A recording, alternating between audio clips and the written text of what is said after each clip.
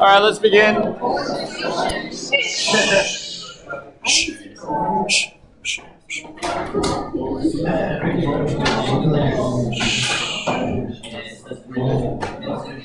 Let's settle down. Let's begin. Okay, so first exercise back, we're going to jump to chapter 10. I asked you over the holidays to make sure you understood your functions. Chapter 1, your range, inverses, composite. Those are the things I wanted you to understand and then put into matrices. The only thing you had to understand was inverses, determinants. Yes, it is determinant. And what it meant, one solution, two solution, no solutions, infinite solutions. Then you had chapter 3, transformations. Chapter 4, quadratics, cubics, quadics, polynomials.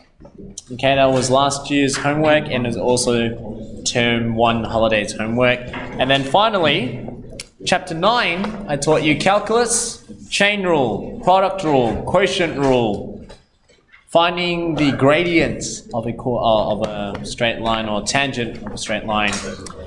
Now we're putting it all together. Okay, so chapter 10 is to now put application of calculus into functions. You could have polynomial functions, that's why you needed them. Okay? So let's begin. Just to refresh our memory again, straight line equations. What does the M stand for again? Can I please have Sebi?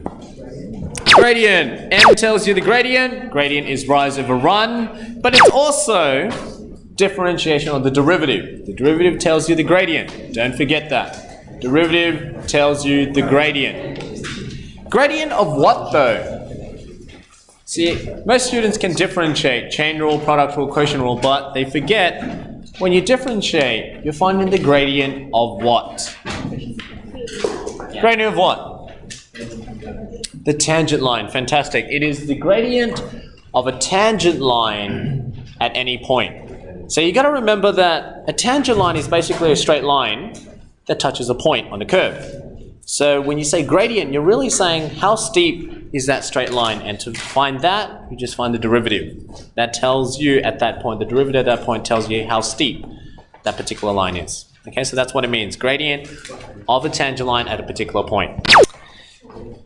Having said that as well, just to add on an extra piece of information, what else did you learn about gradients in chapter 9 as well? So we had rise over run, y2 minus y1 over x2 minus x2, x2 minus x1, which led you to the first principles. Limit of h approach 0, and you got f of x plus h, subtract f of x over h. That is your y2 minus y1. That's where it came from. And then from that, you learned power rule, quotient rule, chain rule, all came from this one idea of rise over run, y2 minus y1 over x2 minus x1. But there was one more. There was one more that involved an angle, tan. Tan of theta, you have to remember, this is opposite over adjacent. That also tells you the gradient, because if you think about it, if this was theta, this is opposite, and that's adjacent, that's your height, rise over run. Okay, and that's why if you actually look at the graph of a tangent line, it's actually just mapping out the gradient as it moves around the circle. So, just to refresh your memory, I did talk about this. If you had your tan of 0, this is 0 degrees, tan, see that is a straight line. It's a horizontal straight line, that's why you say gradient 0. That's why tan of 0 is 0. Why is tan of 90 degrees undefined? Because that is an undefined line. That's a gradient that's undefined, it's a vertical line.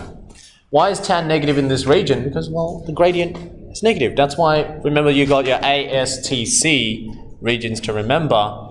The reason why tan in here is negative and tan over here is negative is because if you look at it, see, that's a gradient, that's a negative gradient. This is a positive gradient. Positive gradient. And here, that's a positive gradient as well. So when you're sketching the tan graph, you're really just sketching the gradient as it moves around the circle. Okay, that's why it goes undefined, and then you're back to 0 again, and then undefined, back to 0 again. That's why your tan graph looks like this. It just keeps going like that. It's undefined at 90 degrees, every 90 degrees. Okay, but we'll talk more about that when we get to circular functions. But what I want to sort of tie up together for all of you to understand is that you started off this in year 9. It was a simple rise of a run. Then y2 minus y1 over x2 minus x1 led you to year 11 calculus, first principles. Then you moved into year 12 and you had to memorize and be proficient. Chain rule, product rule, quotient rule. Yeah? And just to add on top of that, it was tan theta, which is all in year 9 again. Okay, just to find the gradient. All of this is to help you find the gradient of a straight line. But it's not any straight line, it is the tangent line. The tangent line is for any curve, it doesn't matter what the curve is, at this point, there's a tangent. And that straight line you can find by finding the derivative of the curve at this point, and it tells you the gradient. Y-intercept is always easy to find. You can just sub in any x coordinate that you know, which you've got that coordinate there, you can sub it in and find out c. That's why the hardest part is just to find m. And you've done all these skills here, and given different scenarios at the end of the year, they're just going to give you different scenarios of all this to find that. That's how simple it is. Okay? So they can give you coordinates, so you can use y2 minus y1, or they might give you a curve, use differentiation. They might give you an angle, then you use tan theta. But really, there's just playing around to find m. That's sort of the bigger picture of what you're doing. Okay? Now, having said that, we go on to, this is just me telling you how to find out c. Simple, back to year 9, sub any coordinates and you'll find out c. Now let's move on to year 12 calculus, tangents and normal. Now tangents, we know, it's a straight line that touches a point on the curve just once. So like for example, I gave you a curve and you touch that point once. Okay, that's your tangent. To find out the steepness of this straight line, find the derivative of the curve at this particular x coordinate, and that will tell you the gradient at that point. Okay? Then you got the next part, which is what we call, I'm just going to rub this off so you can see. So it's a curve, tangent, at that particular point. If you found the derivative, which we use dash, the derivative will find the gradient of the tangent line at x equals a.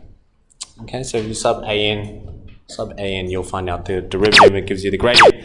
Now the second one, this is called the normal line.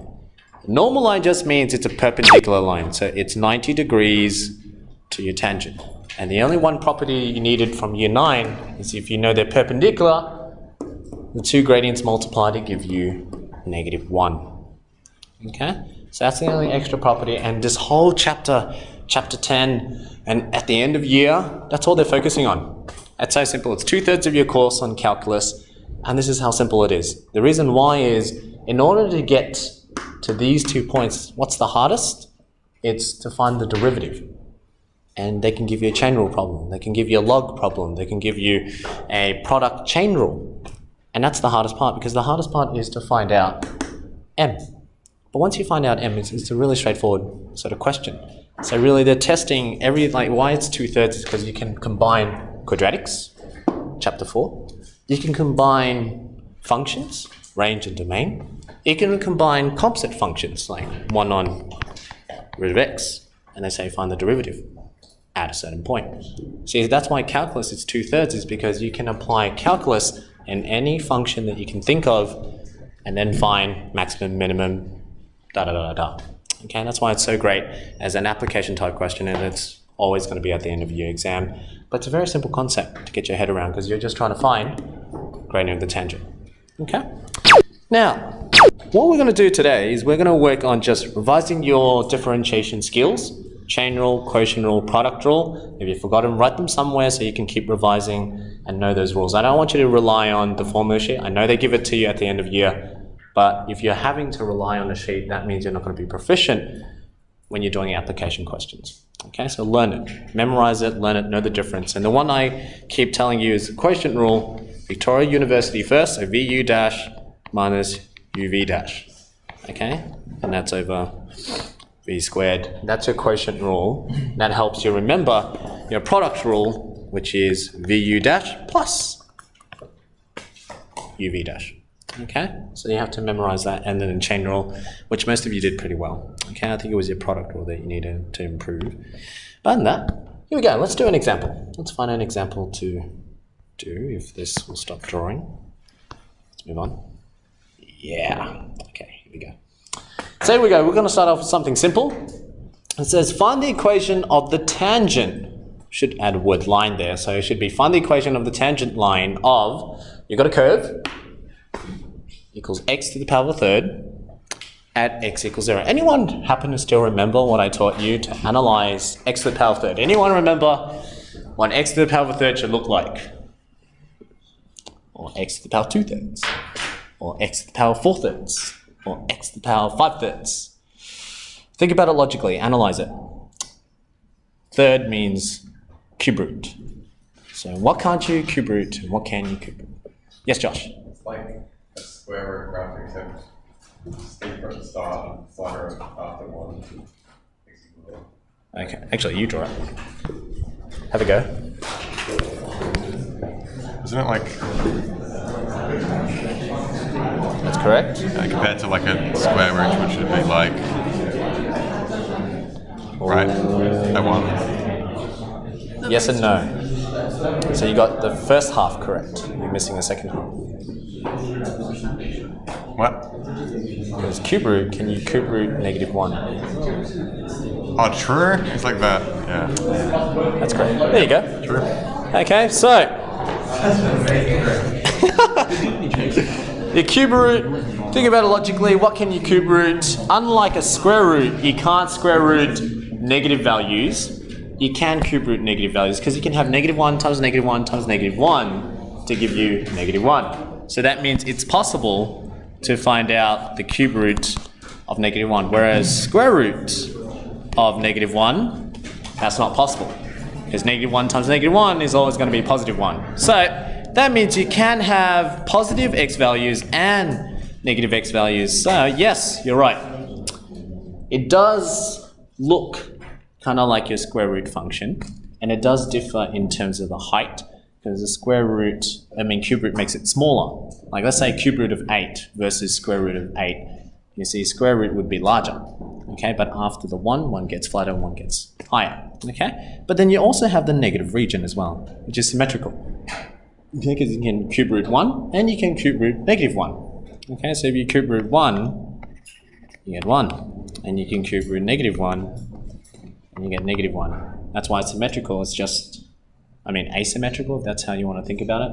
So it's the same on both ends. Anyways, I'm just drawing a cube just to get you to visualize, because this is going back to chapter 1 again, getting you to remember how to solve, how to read, x to the power of, if I gave you x to the power of 1/7, what does it look like? If I gave you x to the power of 7/2, what does it look like? Learn to analyze it. It's not to memorize. Okay, if you've forgotten all this, play around with your calculator, try to find properties that you understand. Okay, I would break that up into, like x to the power of half all to the power of 7, and I can picture what that looks like. Okay, because x to the power of half is just this top half, and to the power of 7, everything just gets larger. Okay, so I've got a visual idea of what it looks like. Try to break it up. The skill that you want to take out of that session that I taught you, you can go back to that video, is to analyze. Everything in methods is all about analyzing your equations to visualize what the graph looks like. Okay, so that's something I can't give you because there's no recipe to it, but your job is to be able to pick up on those skills. Okay, so keep playing around with it. I know you got your calculator, but it's always good when you don't have a calculator, exam 1, and you can picture what's going on with the problem. Okay, anyways, going back to a simple problem. You got curve x to the power of a third, and I want you to find the equation of the tangent line. So there's a curve and there's a tangent line. So if we know the graph looks kind of like, kind of like this. And at 0, I don't know where 0 is, but there's a tangent line, and your goal is to find out y equals mx plus c. The only way to find that is find out m first. How do you find out m? What do you have to do? What would you do? Josh Nguyen, what do you do? You don't know. How do you find the gradient? And I've been talking about. Find the derivative. Derivative of what though, Emil? Yeah. You got x to the power of 3. That's your curve. This is your function. The derivative of this, f dash of x at x equals 0, will tell you the gradient. This will tell you m. Okay, that's what we've been learning. We've been learning that the derivative at a particular point will give you the gradient of the tangent line. So that's my gradient of the tangent line there. This is where x equals 0. So if I want to know what the gradient is, if I want to know what m is, find the derivative, f dash and sub x equals an. That will tell you what the gradient is. Okay, it doesn't tell you what the equation is, it tells you what the gradient is. So let's do it. What's f dash of x equal to? So find the derivative of x to the power of a third. What is that, Percy?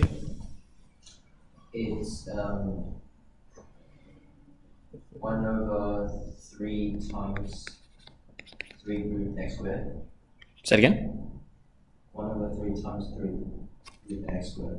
Root x squared. Like that? No. 3. It's 1 over 3 times 3 root x squared. I have no idea what you're talking about. Cube root. Cube root x squared. Like that? No, it's the bottom. On the bottom. So like this. Like that? Let me check. Put a third down, subtract 1 on the top, so it's negative 2/3. And you are correct. Yes, that is absolutely correct. So think about it. If you've forgotten the power rule, drop down a third, multiply to x to the power of a third minus 1. And that gives you 1/3 times x to the power of negative 2/3. And traditionally we don't write the answers with a negative 2/3, so you would write 1/3 times 1 over x to the power of 2 and 3. And that is what Percy's saying here, which is 1. You can just write it as x to the power of 2/3. That's fine. Okay? But the same thing. Alright, so now we've got a gradient function. I still haven't found the gradient yet. Okay, I still haven't found the gradient. I found derivative. But what's the derivative at x equals 0? So what you have to do is at x equals 0, f dash of 0 is 1 and 3, 0, 2/3. What does this give me? Undefined. Now a lot of students will get scared because they always like to have an answer, but don't get scared. What does this mean? It's a straight line. You see, we talked about what does it mean. We said, this will tell me my gradient. I found out the gradient's undefined. And from year 9, we know there are only 4 types of straight lines. You'll have a positive, which it's not. It's either negative, which it's not. Or it's a 0 line, which is horizontal, which it's not.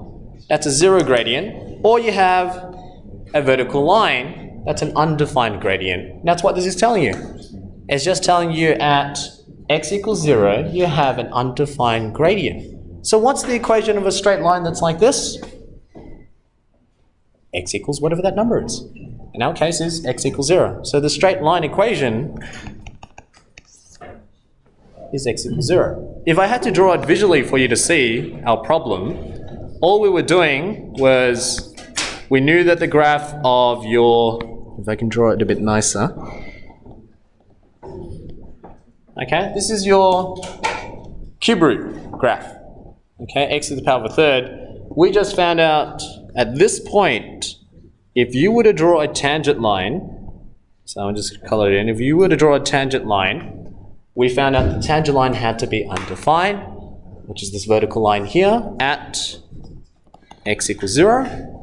You found that the gradient's undefined, so the only way you have a gradient that's undefined is for the equation. The equation has to be x equals 2, and it happens to cross through 0. So it's x equals 0.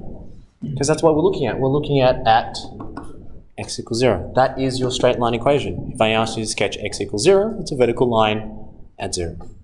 Okay, so don't freak out when you're doing all this. It makes sense. You're just finding the gradient of your tangent line at that particular point. That's what you did.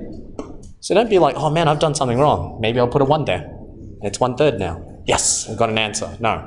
It actually tells you the answer. It's fine. Just interpret what it means. Okay? Next one. You try this one. I'm going to try to clear this page. Okay. Vertical line. Oh, I actually tried to draw it for you. How about that? Here we go. Try the same next one. It's the same drill. All of chapter 10. find tangents, find normals, doing the same drill over and over. So find the equation of the normal line now. Okay, for the normal line which is perpendicular, which means you have to find out the gradient of the tangent to find out the gradient of the normal. So you want to find the equation of the normal to the curve, and this is your curve, x cubed minus 2x squared at 1, negative 1. If it helps, draw the picture. Okay, you just got to think, it's a curve at x equals 1, it's always the x values, at x equals 1, I want to know what my normal equation is, and it goes back to straight line equations, y equals mx plus c. Your goal is to find out m. Okay, but this gradient, m, is the gradient of your normal, not the gradient of your tangent, but it helps if you know what the gradient of the tangent is. So first, find the gradient of the tangent.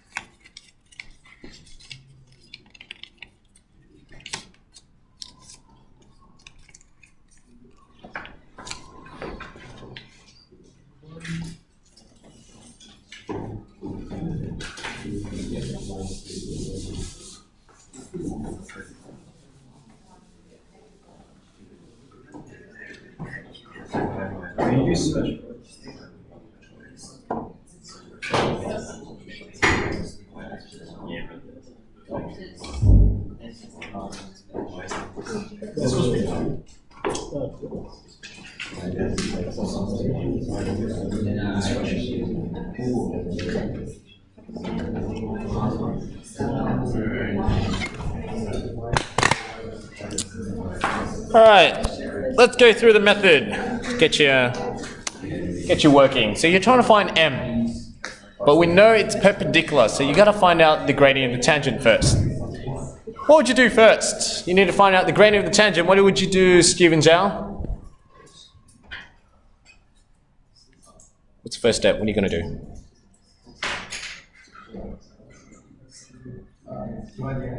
dy dx, good. dy dx of what though, Rex? Good, we want to find the derivative of the curve, because remember I said m is the derivative of your curve at x equals whatever, at any point. So in our case, I want to find the derivative, and we've got our power rule, bring down to 3, subtract the power by 1, so 3x squared minus 4x. Hands up if you got that step, at least. Good. Okay, so now we found the derivative, but we want to find the gradient. That just gives you the gradient function, not the gradient. Okay, it doesn't tell you the gradient of the tangent line yet. So the only way to know is where do I want to find that gradient? And it's at 1, negative 1. But in our case, it's always related to x. Because when you find dy dx, you're actually saying in relation to x. And that's why we know if it's at x equals 1, because that's what we're interested in. X equals what? It's x equals 1. Not negative 1, it's 1. So at 1, and x equals 1, the gradient of my tangent line, not my normal, the gradient of the tangent line is, and I sub 1 into the equation. So I sub 1 into it, 1, I sub 1. Then you get with 3 minus 4. So that tells me y dash, which is the gradient at 1, is negative 1. But that's not what I want. I wanted to find the gradient of the normal, not the tangent, the normal. So how do you find the perpendicular gradient again? What's the one property you had to remember? There was one rule. What was that again, Murray? m1 times m2 is negative 1. Good. m1 times m2 has to equal to negative 1. I just found out the gradient of the tangent is negative 1. So negative 1 times something has to equal to negative 1. This will be the gradient of my normal. So what's m2 have to equal to? 1. Okay, so we now know from this step, we can say, oh, well, m2, which is the gradient of your normal line is 1. Okay, you see what I'm doing is I'm just piecing the puzzles together and I'm trying to find y equals mx plus c. I just found out m, the equation of the normal line, I found out m as 1. So m equals 1 now. That's what I found out. Your job now is to find out c. You find out c, you got your equation of the straight line. So how do you find out c? Yeah, you substitute a value, a coordinate, and that's the coordinate.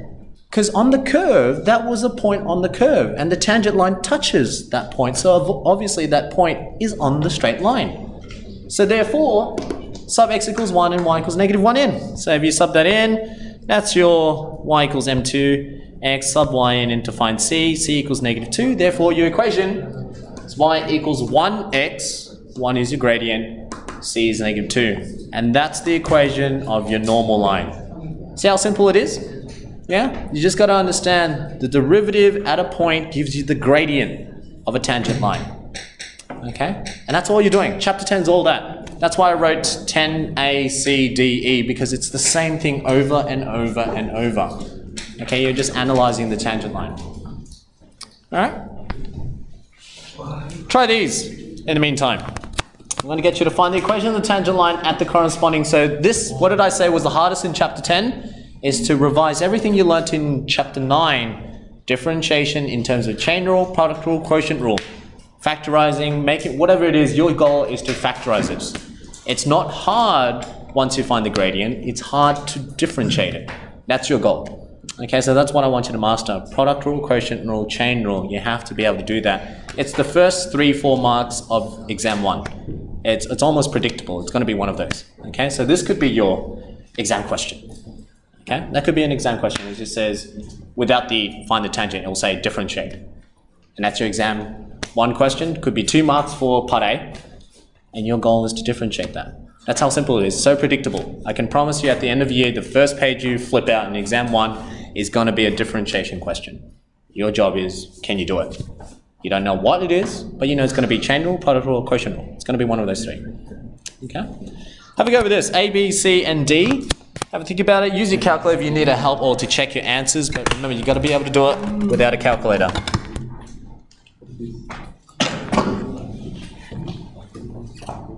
Yeah.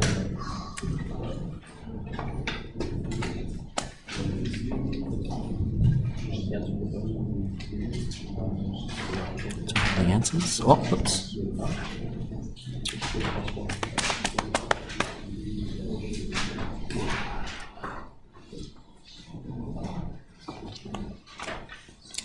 A hint for the first one, you might want to use polynomial division to help you. Or you can manipulate the equation so you can cancel out that to be 1. So the only difference between those 2 equations, numerator and denominator, is the -1. So if you can rewrite -1 in another way, so you have a +1, you're good. Cancel it out. But if that method is a bit too hard, use polynomial division. Yeah.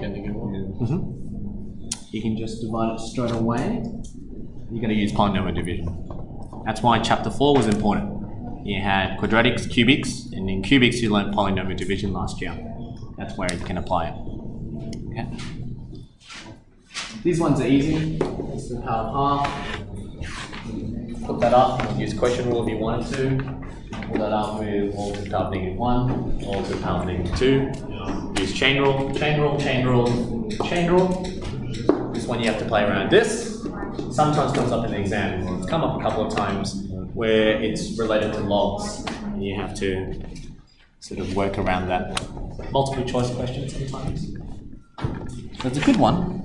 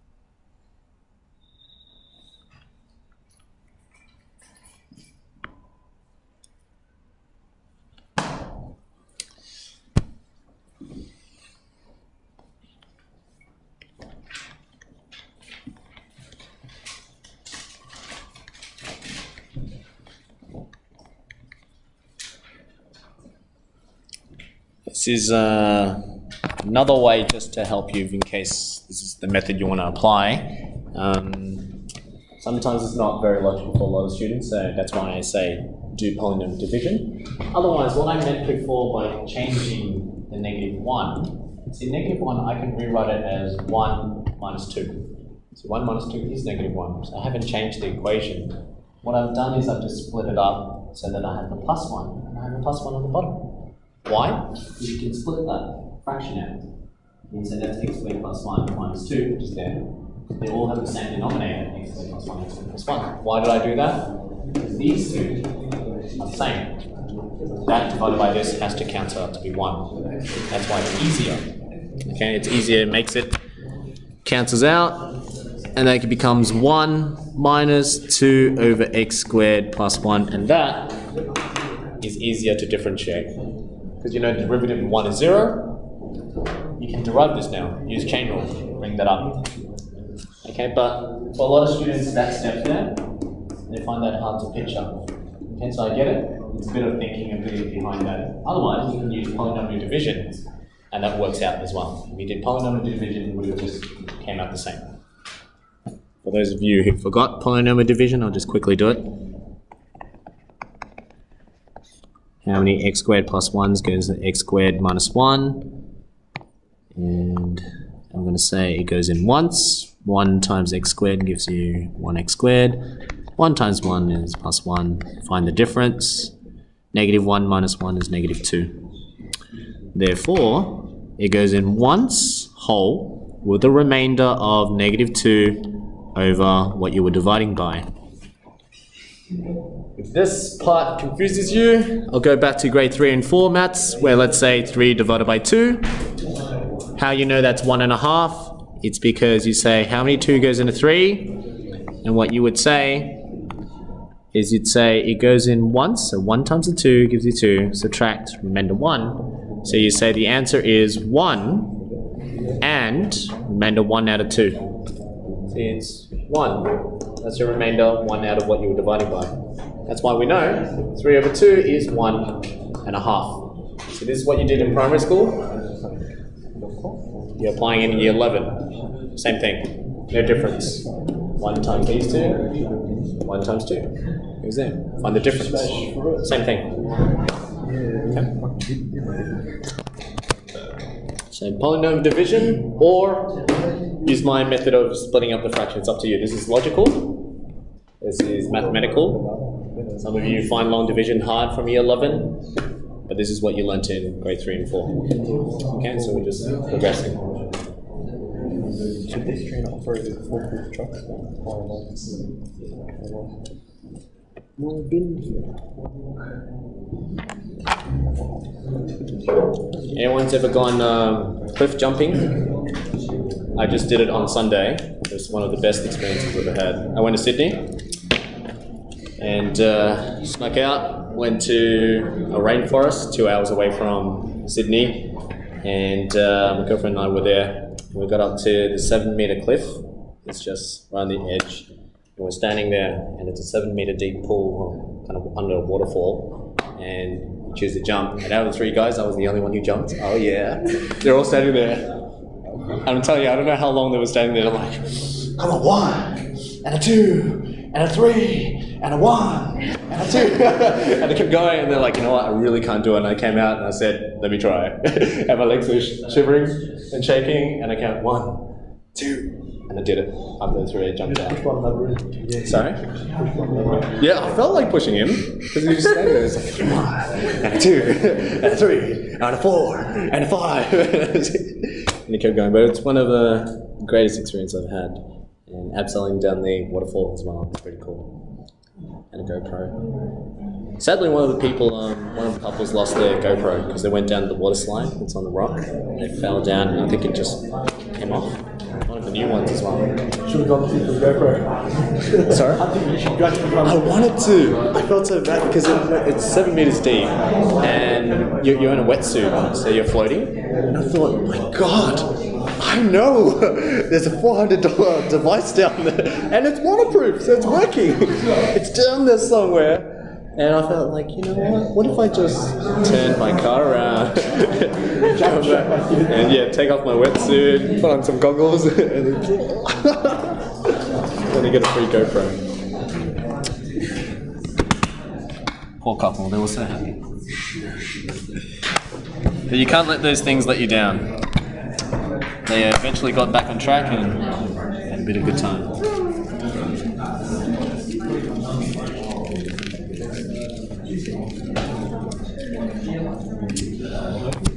Alright, let me solve these for you. Check your answers or check the answers in the back. Yeah.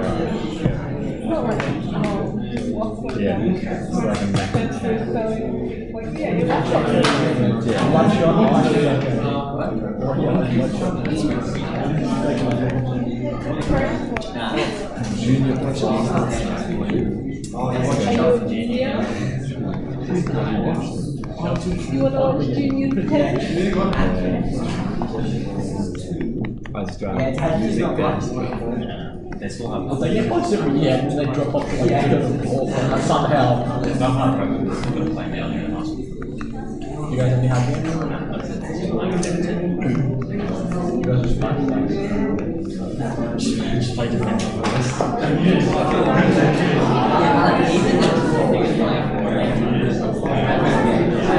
They kept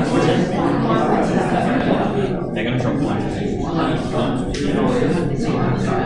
I really asked more.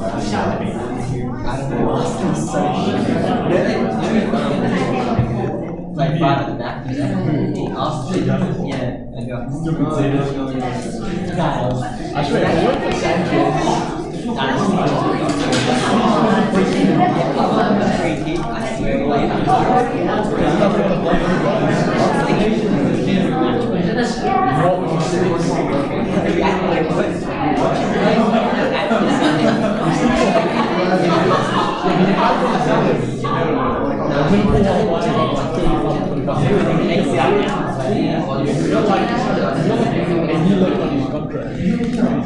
Like one of the best, I think was Arsenal's best players.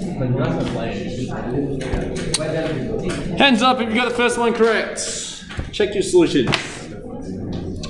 So I rearranged y, I got this, and I brought out the x squared plus 1 in the denominator up, so I can differentiate this now. I use chain rule, derivative of 1 is 0. Derivative of the inside, which is 2x, is there. You've got your 2 there, but you bring down the power as well. So negative 1 times negative 2 gives you the positive 2. And you minus the power by 1 using power rule. So this is chain rule, or this is chain rule here. Okay, so that's chain rule there. And I rewrote that as 2 times 2x is 4x. And that goes to the bottom. So that's my equation, that's my derivative. But remember, you don't find the gradient of the equation until you find out the gradient at a point. It's at x equals 0. So if I sub 0 in, we can see it's 0 divided by 1. So 0 and 1 is 0. So the gradient is 0. But in order to find your equation of a straight line, you found out the gradient, but you need an x and y coordinate. We know x is 0, you need to find the y coordinate. That's your y equation. When x is 0, y is negative 1 and 1. That's why I know it's negative 1. So, put it all together. Straight line and tangent equation. M is 0. I got the coordinates 0, negative 1. Sub it in to find c. C is negative 1. Therefore, my equation is negative 1. Hands up if you got that correct. If you don't, keep practicing. Okay? Keep practicing. It's the same thing over and over. The same thing with that one. Find the derivative. Find the gradient.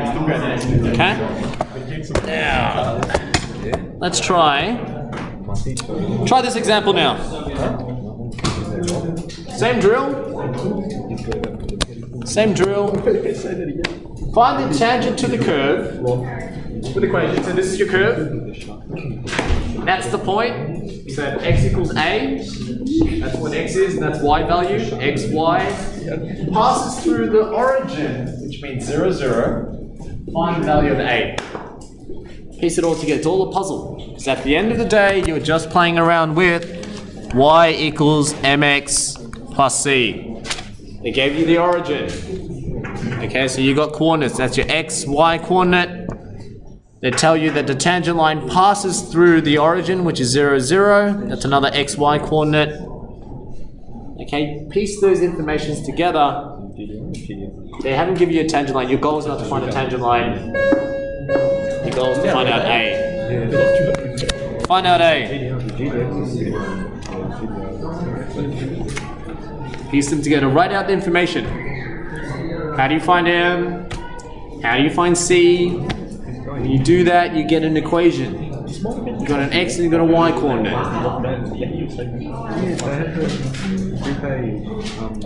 That's a typical end of year exam. End of year exam 1. Question 9 or 10. Calculus question. No need for a calculator. It's just simple derivatives.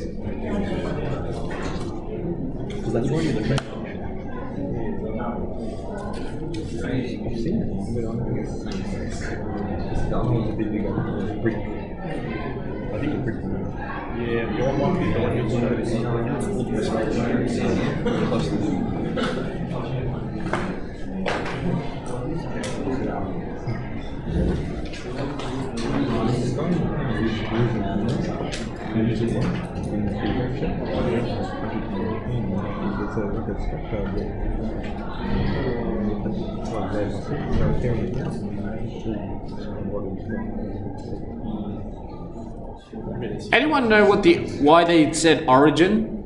What's the first thing you should have picked out when they tell you it's the origin? No, C.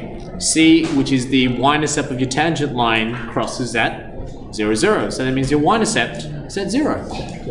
Okay, that's the first thing. So you already know C equals 0. That's why they told you it's the origin. They said tangent line passes through that point. So your tangent line, straight line equation, the y-intercept is at 0. So you know C's out. Your goal now is to find M. How do you find M? What have you been doing the whole time? How do you find the gradient of this curve? Gradient of this tangent line.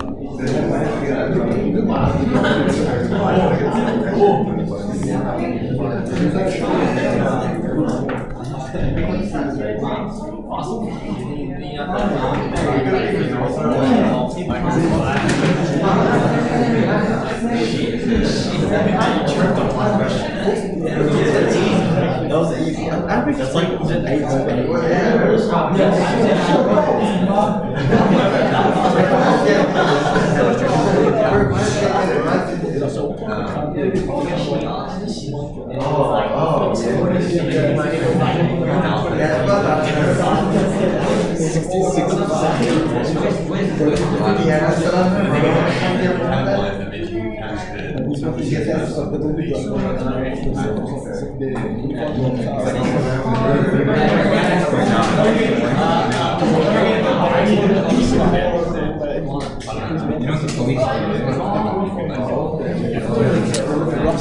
All right, have a look at the solution. See what I've done. Now, same drill. The whole chapter is about finding the gradients, which is m. Find the derivative of a curve. Revising chapter 9. Revising chapter 9, derivative of exponential is itself. So 2 times the derivative of exponential is itself, so 2ex. We want to find the gradient at x equals a. So at x equals a, subbing a in, this is my gradient.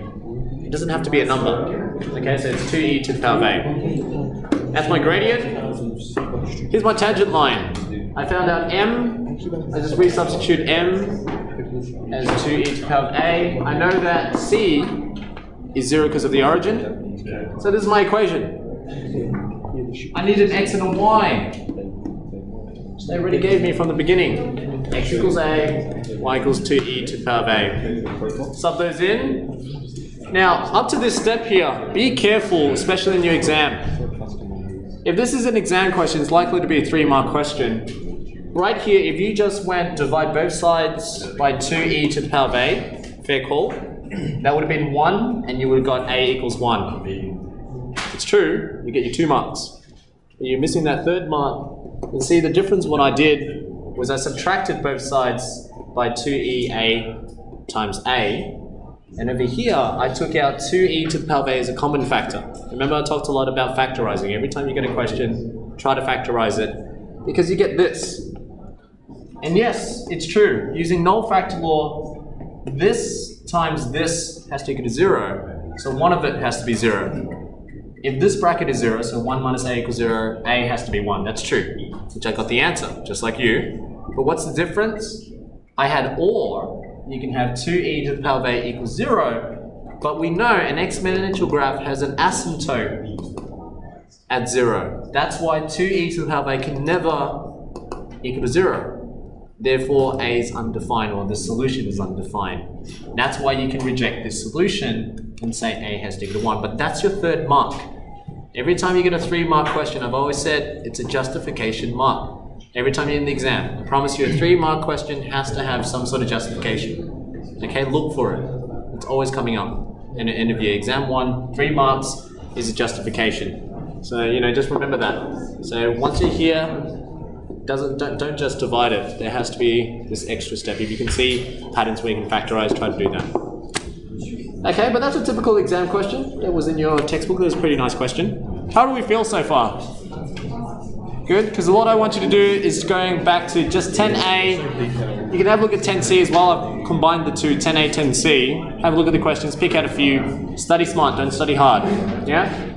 Work on these type of questions. Get your head around it. Derivative, function, piece the puzzles together. Yeah? And maybe in the next, maybe 15 or so, I might talk about stationary points. Okay? Otherwise, I might stop it. All right? But 10A, 10C, yeah. Skip 10B for now.